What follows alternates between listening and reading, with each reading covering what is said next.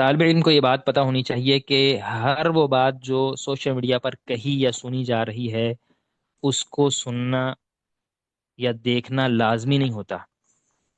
ہماری یہ اس وقت صورتحال بن چکی ہے کہ ہم چاہتے ہیں، اور بلکہ عوام بھی، طالب علم کیا عوام بھی، کہ جو بھی کوئی بات کر رہا ہے، جو کوئی بھی کچھ لکھ رہا ہے، جو بھی کوئی بات کر رہا ہے سوشل میڈیا پر، ہم نے اس کو لازمی سننا ہے، یعنی اپنے اوپر فرض کیا ہوا ہے کہ ہم نے لازمی ہی اس کو سننا ہے۔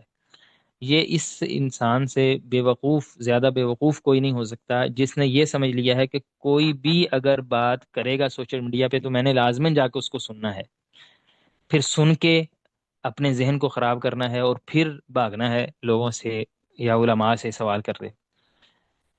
دنیا میں کتنے لوگ ہیں اور پتہ نہیں کیسی کیسی وہ باتیں کر رہے ہیں، اور پتہ نہیں کیا کیا وہ بول رہے ہیں۔ کیا ہم سب کو جا کے سنیں گے؟ سب کے سامنے جا کے بیٹھیں گے، سب کو اپنا ذہن اور اپنا دماغ دیں گے؟ ہمارا وقت اتنا ہی جو ہے وہ فضول ہے۔ کوئی بھی ہمارے سامنے ویڈیو آتی ہے، ہم نے لازمی وہ سننی ہے، لازمی وہ دیکھنا ہے اس میں کیا ہو رہا ہے، لازمی اس کو ہم نے جا کے چیک کرنا ہے۔ اگر کوئی بندہ دعویٰ کر دیتا ہے علم کا کہ میں عالم ہوں، تو ہم نے لازمی جا کے اس کو سننا ہے، یہ دیکھے بغیر کہ اس کے استاذ کون ہیں، اس کے شاگرد کون ہیں، یہ کون ہے، یہ کہاں سے آیا ہے، کوئی بھی کچھ بھی پوچھے بغیر ڈائریکٹ ہی کیا شروع کر دینا ہے، اس کو دیکھنا شروع کر دینا ہے۔ تو طالب علم ایسا نہیں ہوتا۔ آپ کو پتا ہونا چاہیے کہ ہم نے کن لوگوں کو فالو کرنا ہے، کس کو دیکھنا ہے، کس کو نہیں دیکھنا ہے، کس کو سننا ہے، کس کو نہیں سننا ہے۔